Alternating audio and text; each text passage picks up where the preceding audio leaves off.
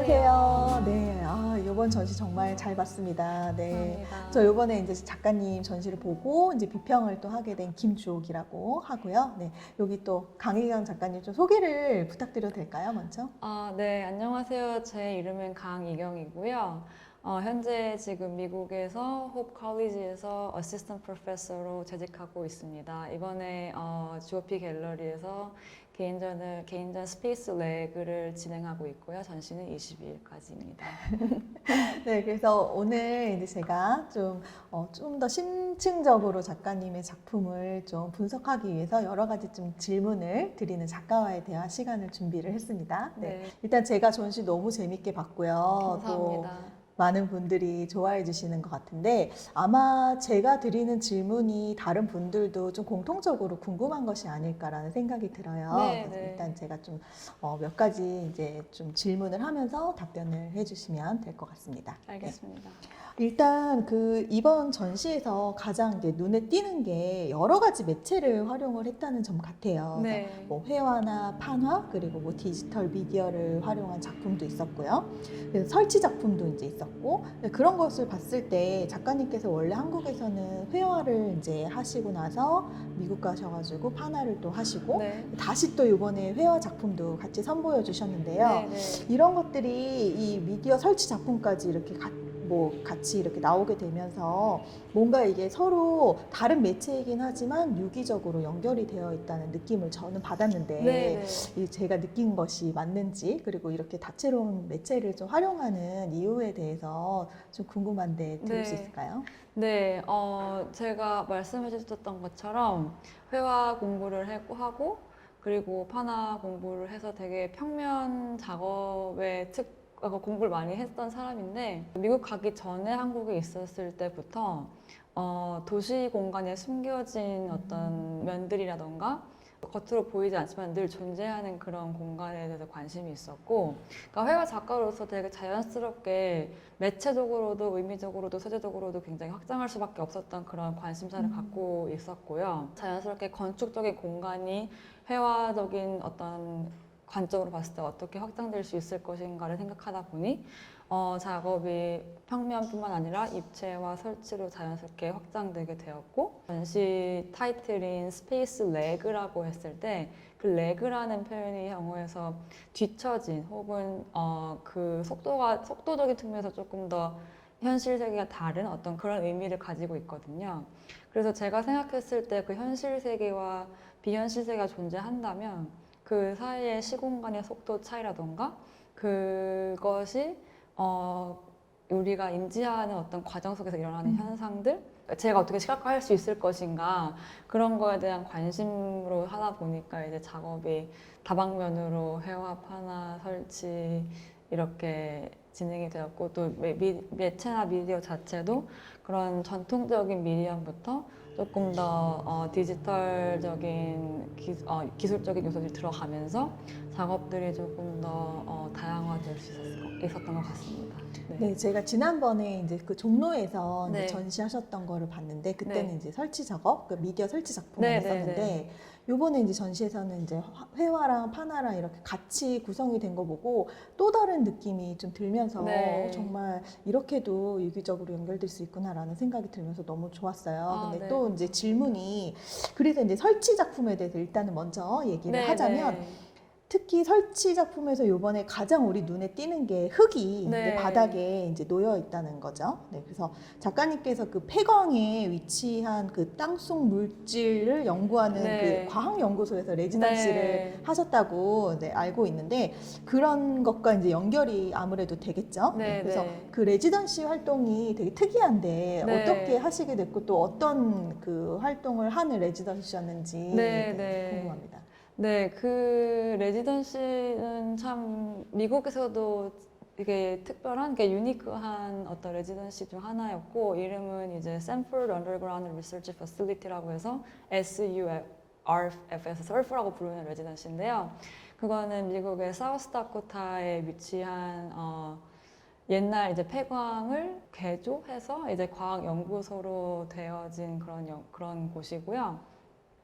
그 레지던시를 사실 지원하게 된 계기가 되게 저한테는 되게 좋은 기회이자 어떻게 보면은 작업에 있어서 굉장히 중요한 어떤 전환점 같은 그런 것이었는데 제가 아까도 말씀드렸다시피 서울에서 이렇게 도시 공간이라던가 이런 거에 관심이 많았었고 미국을 가게 되면서 아이러니하게도 되게 길눈이 어두워서 GPS 내비게이션을 이용해야 되는 그런 상황이었고 그런 상황을 보면서 이제 도시 공간이 이제 디지털로 들어가게 되고 그렇게 되게 심레스한 그러니까 매끈한 표면에서 이렇게 다시 가상화가 되어지는 그런 과정들이 저한테 굉장히 흥미롭게 다가왔었어요. 근데 이제 길눈이 어두워서 그걸 맨날 사용하면서 어느 순간 이제 우연치 않게 글리치가 나왔고 그 핸드폰이라던가 이렇게 스마트폰에서 글리치를 보는데 이제 자꾸 그게 이렇게 점점 제가 그런 이미지 같은 거에 좀 관심이 생겨서 글리치를 자꾸 이게 탐험하다 보니 그 땅 밑에 그냥 우리 그라운드 레벨의 그 어떤 그 밑에는 어떤 이미지가 있는지 막 그런 것까지 궁금해지기 시작한 거예요. 그래서 이제 항상 그 가상의 공간으로서만 제가 막 마우스를 클릭 이렇게 하면서 그런 공간들을 막 탐험하기 시작했고 그러다 보니까 이제 그럼 진짜 땅 속엔 무엇이 있고 제 발 밑에는 무엇이 있는지 막 그런 이제 엉뚱한 상상까지 이제 하게 된 거죠. 말 그대로 지상 세계에서 쓰여졌던 물질들이나 혹은 그런 과정들이 다 쓰여지거나 혹은 이렇게 폐기가 되었을 때 그것들은 다 어디로 가는가 그런 질문까지 이제 하게 되면서 지하 세계에 대한 궁금증이 생겼었고 마침 이제 그 과학 연구소에서 아티스트를 초대한다는 소식을 접하고 이제 어플라이를 하게 되었고 굉장히 감사하게도 그 레지던시 기회를 갖게 되어서 제가 그 레지던시를 이제 가게 됐는데 거기가 이제 그 암흑 물질이라고 해서 그 영어로는 dark matter라고 하는데 우주 공간에서 보이지 않는 어떤 원소나 물질에 대해서 연구를 하는 곳이에요. 그래서 한국말로 중성미자라고 영어로는 뉴트리노라고 하는데 그 뉴트리노를 디텍트하는 그런 과정들이 지하에 이제 연구소가 있어서 그 연구소를 가는데 이제 1.6km 밑으로 내려가서 거기에 이제 연구소에서 물리학자, 과학자, 지질학자 이런 분들이 모여서 그런 걸 이제 감지하기 위해서 고군분투하고 계셨는데 이게 저 같은 경우는 이제 다크 매터라고 하는 그 어떤 아이디어 자체가 굉장히 추상적이고 도출해내기 어려운 어떤 과정이어서 과학자들조차도 그게 어떻게 진행이 돼야 되는지 여전히 탐구하고 있는 과정이었고 그러면서 이제 자연스럽게 저는 그분들과 대화를 하고 이제 물론 저와 너무 다른 분야이기 때문에 어떤 면에서 이해하기 힘든 부분도 있었지만 저 같은 경우에는 그 과정 속에서 지하 세계를 직접 보게 되었고 그러면서 더 이상 이제 그 virtual이 아닌 그 real 그 지하 underground 스페이스를 보게 되면서 말 그대로 지상 세계로 다시 들고 와서 그 작업을 할 수 있을 것인가에 대한 생각이었기 때문에 흙이나 돌이나 이런 날 것의 메터리얼을 이제 설치해 사용하고 싶었고 그러면서 이제 디지털에 굉장히 리파인된 그런 이미지들과 대비를 시키면서 그런 긴장감을 좀 주고 싶었다고 할까요? 네, 그런 설치를 하게 되었습니다. 네. 그러면 그냥 단순한 호기심인데 네. 그 지하 세계를 들어갈 때 그러니까 뭐 산소나 이런 것들이 부족할 수도 있고 네. 뭐 전기나 이런 것들도 뭔가 좀 다른 시스템일 것 같은데 네, 어떻게 해서 그 안으로 들어가세요? 그게 생각보다 쉬운 과정이 아니고요. 그러다 보니까 이제 레지던시를 가자마자 제가 일주일 동안 막 세이프티 트레이닝도 받아야 되고 산소호흡기 착용도 연습해야 되고 그 당시에 또 코로나였기 때문에 마스크에 또 마스크에 하면서 막 이중으로 쓰기도 했었어야 되고 해서 굉장히 좀 어렵고 복잡한 과정들이었어요. 그 들어가기 전에 준비하는 과정 자체가 여전히 광산이었다 보니 광부들이 이용했던 그 엘리베이터라고 말하긴 좀 그렇고 케이지라고 부르는데 이제 이렇게 목 쪽으로 이렇게 이루어진 굉장히 삐걱거리는 뭔가 위태로울 것 같지만 절대 무너지지 않는 뭐 그런 어떤 기계 같은 걸 이렇게 타고 내려가요. 그래서 말 그대로 엘리베이터인데 이제 그 내려가는 과정에서 온도도 이렇게 갑자기 이렇게 좀 추웠다가 조금 더웠다가 막 이런 것도 있고 다행히 이제 연구소가 있다 보니 뭐 전기 시스템이라든가 이런 것들은 지상이랑 같이 되는데 여전히 그 연구소를 더 확장시키고 개발하고 있기 때문에 한쪽은 과학연구소가 진행이 되고 한쪽은 계속 공사와 그 예전에 광부셨던 분들이 여전히 거기서 작업을 하시면서 그 개발하는 걸 도와주고 계신 거예요. 그래서 저한테는 그 되게 굉장히 극단적인 경험이었어요. 왜냐면 과학연구소에는 정말 먼지 한 톨 들어가면 안 되는 너무 예민한 어떤 그런 기계 구조들이 있었기 때문에 제가 그걸 보고 나오면서 나오는 동시에 이제 막 공사 소리에 막 땅을 계속 뚫고 있는 소리가 막 계속 들리고 이렇게 하면서 저한테는 어쨌든 굉장히 유니크한 경험이었고 그 케이지를 이제 타고 내려가면서 생각했던 것이 거의 매일 내려갔거든요. 이제 매일 내려가면서 동시에 이제 그 지상 세계에서 나오지만 한편으로는 지하로 들어가는 그런 과정 속에서 제가 만약에 그 또 GPS를 사용하게 된다면 만약에 저의 그 오리엔테이션, 저의 위치 설정을 해야 된다면 그게 과연 어디일까 막 이런 생각을 자연스럽게 하게 됐었고 그러면서 혹은 그 사이에 중간지대라는 곳이 존재하지 않을까 하는 상상을 예술가 상상을 할 수밖에 없었고 그러다 보니 이제 그런 그 공간이 어디일 것인가에 대해서 이제 작업을 조금 더 진행하게 되었던 것 같아요. 네, 그래서 중간지대라고 하는 말씀을 또 이제 하셨는데 또 이제 마침 요번에 이제 그 학교에서 네. 대학교 이제 학생들하고 같이 한국을 방문하셨다고 이제 들었어요. 네. 그래서 학생들이랑 같이 템플스테이도 했다 뭐 이렇게 좀 전에 들었는데 네네. 어떤 학교 학생들이랑 어떻게 이제 어떤 경유로 오게 되신 건가요? 네, 제가 지금 미국에서 재직하고 있는 학교는 홉 컬리지라고 해서 미시간에 있는 작은 리버럴 아츠 스쿨이고요.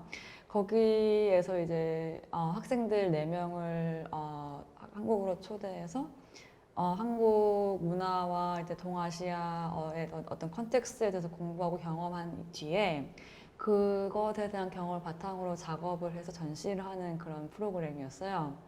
근데 제가 이제 에이시안 네트워크라는 어떤 오르기니제이션이 있는데 거기서 그랜트를 받게 되어서 이제 되게 감사하게도 학생들을 무료로 이제 그 한국 여행을 할 수 있게 되었었고 그래서 제 입장에서는 굉장히 이제 미국 학생들에게 특히 아시안 어떤 컨텍스트에 대한 경험이 전혀 없는 학생들에게 조금 더 한국적인 경험을 시켜주기 위해서 이제 서울뿐만 아니라 지방에 있는 곳도 다녀왔는데 그 중에 하나가 해인사에 있는 템플 스테이를 하게 되었고 거기서 이제 팔만대장경이 있었기 때문에 사실 그게 그 주 목적이었었는데 저한테도 사실 굉장히 신선한 경험이었던 것 같아요. 템플 스테이를 하면서 사실 저는 뭐 한국인이었지만 그렇게 불교나 불교적인 철학에 대해서 그렇게 많이 지식이 없는 상황이었었는데 거기서 이제 예불을 드리기 전에 불전사물이라고 해서 종과 북과 그 어묵이라고 하는 그 약간 나무로 된 형태와 그런 것들로 그 예불의 시작을 알리는 그런 세레모니가 있었는데요. 근데 이제 제가 그 중에 관심이 있었던 것은 그 범종이었어요. 근데 범종을 이제 스님들이 치실 때 그 범종 아래에 되게 큰 구멍 같은 게 있었고 범종을 침으로 인해서 지상 세계에 있는 어떤 그 나쁜 악령이라던가 영혼들이 지하로 내려가게 되고 혹은 지하에 있는 어떤 생물들, 지하에 존재하는 것들을 일깨우는 어떤 그런 과정들이다 말씀해 주시면서 그 불교에서 생각하는 지상과 지하 개념에 대해서 조금 더 다시 한번 관심을 갖게 됐던 거죠. 그래서 지금 현재 전시에서 나오고 있는 사운드도 그런 템플스테이에서 영감을 받아서 그런 되게 조용한 차분한 종소리와 저의 그 회화 작업들이 같이 어우러지면 어땠을까 하는 그런 실험적인 작업을 해봤습니다. 네, 그래서 그 뭐 중간지대, 뭐 인비트윈 뭐 이런 네. 이제 단어를 우리가 쓸 수 있을 것 같은데 불교에서도 뭐 지상과 지하 뭐 이런 네. 얘기를 하잖아요. 네, 그래서 네. 그런 부분이 되게 또 연결이 또 되는데 또 마침 또 학생들도 템플스테이를 했다고 해서 좀 네네. 신기한 경험이었을 것 같다는 생각을 해요. 그래서 네네네. 작가님은 원래 그러면 이 불교의 세계관이나 뭐 이런 것들에 대해서 관심이 있으셨었던 건가요? 왜냐면 그 작품 설명에서도 이제 중간지대 이런 말을 이제 네. 하시고 해서 지하 세계의 그런 불교적인 측면 이런 것들과 또 폐광에서 하셨던 레지던시가 어떻게 보면 지금 이제 사후적으로 봤을 때 네, 좀 네. 연결된다는 느낌이 들거든요. 그쪽에 대해서 무지했었고 솔직하게 말씀드리면 왜냐면 저는 기독교이기도 하고요 개인적으로 그런데 그냥 그런 템플스테이라는 거 저도 처음 해본 거예요 학생들 아. 덕분에 그러면서 이제 그 대략적으로 듣기만 했었던 지상세계, 지하세계 혹은 천상계라는 어떤 그런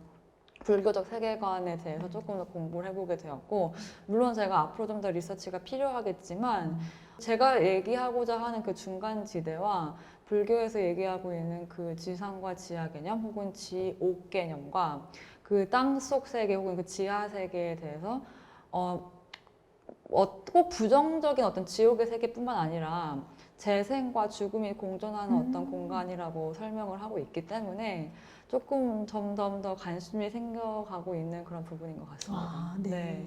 그게 꼭 불교에서뿐만이 아니라 이제 뭐 다른 뭐 그 전설이나 설화나 뭐 이런 것들도 사실 뭐 지옥에 대한 개념, 지하에 대한 뭐 상상들 이런 네, 것들이 네. 좀 많다고 저도 그래서 제가 조금 찾아봤는데 네. 그 제가 그 찾아본 바에 의하면 몽골하고 티벳에 전설이 내려오고 있다고 네. 해요. 그게 이제 뭐냐면 중앙아시아 고원 밑에 그 어떤 그 세계가 존재를 하는데 그게 이제 지층 중간쯤에 있는 세계다라고 이제 얘기를 네. 하면서 그걸 어떤 사람은 뭐 동굴이라고 얘기를 하기도 하고 내부 표면이다라고 얘기를 하기도 하는데 그 왕국이 존재하고 있다는 전설이 몽골하고 티벳에 있다고 해요. 그래서 거기에는 아갈타라고 하는 지구 내부의 표면에 위치한다고 하는 뭔가 왕국의 전설이 이제 있는데 아가르타라고 하는 왕이 이제 세계를 지배하고 있고 불교에서는 이것을 또 가상의 아가티다라고 이제 네. 부른다고도 해요. 그래서 이런 것들이 또 이제 음. 좀 이렇게 공명하는 부분이 있는 것 같은데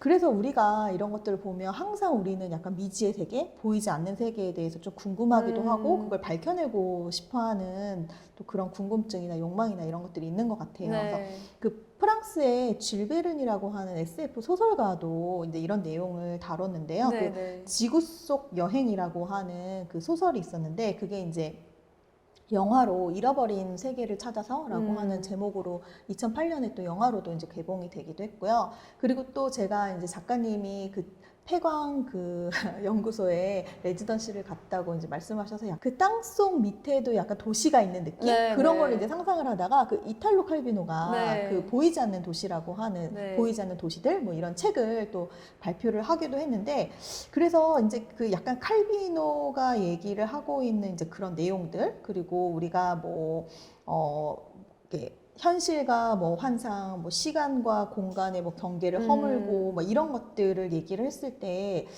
뭔가 작가님 작품에서 그 설치 미디어 작품에서 볼 수 있는 LED의 그런 조각들 네, 네. 그런 것들이 한편으로는 되게 칼비노가 보이지 않는 그 도시들에서 얘기를 하고 있던 네. 그 뭔가 가상의 그 우리가 상상 속에만 존재하고 있는 그러한 이제 뭐 도시의 상상이라든지 아니면 뭐 미지의 세계의 환상이라든지 뭐 이런 것과 연결이 되는 듯한 저는 상상을 하게 네, 됐어요. 네, 그래서 이런 네. 거에 대해서 혹시 어떻게 제가 이렇게 상상을 해도 되는지.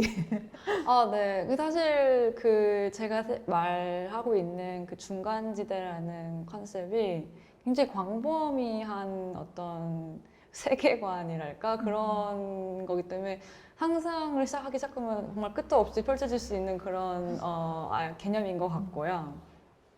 근데 이제 제가 생각했던 그 중간지대는 그러니까는 말 그대로 지상세계 우리가 알고 있는 어떤 세계가 어떻게 이루어지고 어떻게 우리가 살아가고 있는 방식이라던가 이런 것들이 있다고 한다면 그럼 그 지하세계는 그런 것들이 과연 존재하는가 그리고 지하세계에 만약에 그런 게 존재한다면 그 지하와 지상의 중간에 있는 과정은 또 어떻게 진행이 되는가? 뭐 이런 생각들을 했던 것 같아요. 이 지상 세계에서 다 쓰여지고 남아서 버려지는 것들 그런 것들이 지상에 남아 있는지 혹은 지하로 들어가는지 다시 복귀가 되는지, 그래서 그런 순환 과정 같은 것에도 관심을 갖게 되면서 좀 생각을 해봤던 적이 있었고요.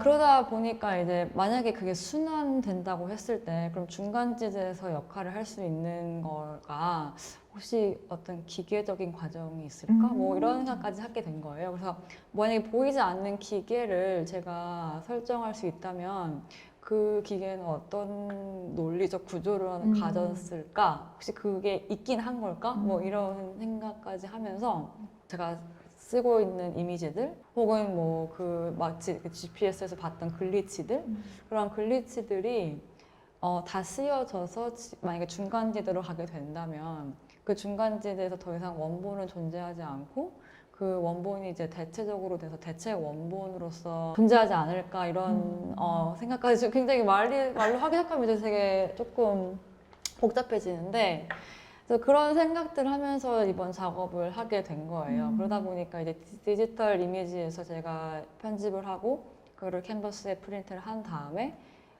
그 비슷한 어떤 폼으로서의 반복되는 어떤 형상들이 있고 그 형상들이 말 그대로 제가 생각하는 어떤 대체 원본으로 시작되는 과정이라면 그 대체 원본이 진행되는 과정들을 제가 회화로 추적할 수 있을 것인가 그런 생각들을 하면서 이제 뭐 드로잉이라던가 마크 메이킹 같은 걸 이제 하게 됐던 거죠.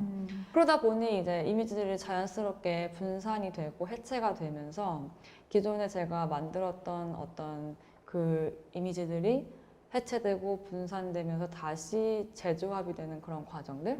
그래서 어쩌면은 이미지 컨스트럭션을 제가 좀 더 다시 저 나름대로 재정의를 해보는 과정이었을 수 있고 포스트 디지털 미디엄을 다루는 작가로서 디지털 이미지나 디지털 어떤 매체들을 다시 회화나 다른 미디엄으로 다시 활용할 수 있을 것인가에 대한 질문도 있었던 것 같습니다. 그래서 그 LED가 하나의 뭐 영상처럼 이어지는 서사 구조라기보다는 이렇게 조각조각 뭔가 이렇게 우리에게 그 상상을 자극할 수 있는 그런 뭔가 요소로 작동을 네. 하고 있다는 생각이 들었어요. 그래서 우리가 보이거나 증명할 수 없는 그 약간 미지의 세계에 대해서 서사적으로 구성할 수는 없지만 뭔가 저희에게 어떤 감각의 그 네. 일대음 이런 것들을 주고 있다라는 생각이 좀 들었었는데 네. 근데 또 신기한 게 또 LED 조각 그뿐만이 아니라 그 회화에서도 이제 그 화면 그 회화 화면뿐만이 아니라 회화 화면이 뭐 이렇게 밖으로 나오면서 네, 이어지는 네. 조각들도 또 이렇게 있고요. 그리고 네, 네. 이제 방금 말씀하셨듯이 또 이제 글리치라고 하는 네, 그런 네. 현상에 대해서 또 그 글리치 개념을 굉장히 이제 중요하게 이번 전시에서 다루고 계신 것 같아요. 네, 그래서 네. 이 글리치에 대해서 어떤 이제 생각으로 이렇게 좀 작업을 하셨는지 궁금해요. 글리치는 이제 그 제가 제 스마트폰에서 발견했던 그 에러라던가 그냥 사실 일상의 생활에서 늘 존재할 수밖에 없는 실패의 순간들도 저는 어쩌면 글리치라고 생각을 하거든요. 어드밴스된 테크놀로지 사회에 살게 되고 모든 사람들이 스마트폰을 쓰고 디지털 공간과 실제 공간을 넘나들며 사는 어떤 현실 세계에서 글리치는 불가피한 어떤 요소라고 생각을 했었어요. 저는 사실은 이제 그러면서 조금 더 공부를 하고 리서치했던 게 failure theory 같은 거에 대해서 공부를 좀 했었고 그 현대 미술에서 사실 그 failure theory도 빠질 수 없는 이론 중에 하나라고 알고 있고 그러면서 항상 약간 완성되지 않은 상태라던가 혹은 항상 그러니까 매끈하게 처리된 어떤 그 과정 위에서 나타나는 불완전한 어떤 순간들? 맞아요. 네, 그런 것들에 미적으로 굉장히 관심이 생기면서 저는 어떻게 보면 글리치의 그 모양이라던가 형태에 좀 더 처음에 관심을 가지면서 그렇게 관심이 시작되었었고 그래서 그 약간 그 우리가 그 글리치라고 하는 단어가 요즘에는 약간 좀 오류? 막 이런 네. 식으로 또 사용이 되잖아요. 근데 네, 그게 네. 또 어원이 그 독일어의 글리친이라고 하는 약간 미끄러지다? 뭐 네. 이런 그 어원에서 왔다고 해요. 그래서 우리가 이제 뭔가 이렇게 실패하거나 뭐 우리가 미끄러지다라는 표현을 이제 철학에서도 많이 쓰는데 네네. 뭔가 의미화되기 전에 뭔가 실패하는 그런 것들 그런 네. 것들이 뭐 이렇게 오류라고 하는 그런 개념으로도 좀 네. 사용이 되고 있는 것 같아요. 그래서 우리가 정의할 수 없는 어떠한 이제 그런 개념, 뭐 기호, 뭐 이런 것들이 실패를 이제 하면서 다시 의미가 미끄러지거나 뭐 이런 것들과 연관이 되는 것 같은데 네네. 그렇게 해석을 해도 될까요? 네, 그러니까 사실 제가 방금 말씀드렸다시피 저희가 생각하고 있는 그 어떤 디지털 예를 들면 기계 뭐 컴퓨터라던가 뭐 스마트폰을 봤을 때 그 화면이 굉장히 매끄럽잖아요. 근데 그 매끄러운 표면에서 나타나는 순간적인 어떤 오류들 예상치 못하는 그런 순간에 발생하는 어떤 해프닝 이런 것들이 더 좌절감을 주지만 한편으로는 그렇기 때문에 더 매력적인 요소로 다가왔던 것 같아요. 저한 작가로서. 그래서 그런 요소들을 이제 작업에 쓰게 되면서 글리치 미학이라던가 어떤 그 실패 미학에 대해서 조금 더 생각을 하게 됐었었고 그래서 그 미끄러진다는 개념이 되게 저는 흥미롭게 생각이 됐던 부분인 것 같습니다. 네. 네.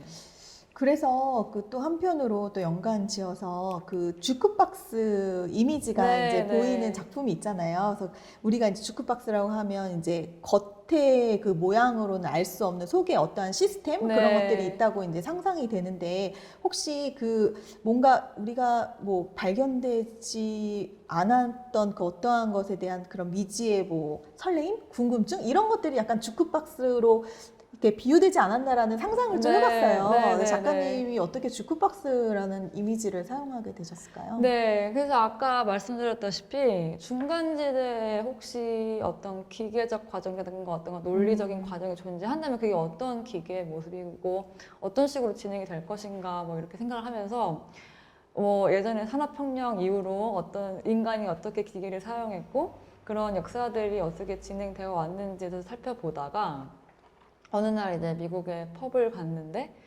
저 구석에 엄청 거대한 그 주크박스가 있는 거죠.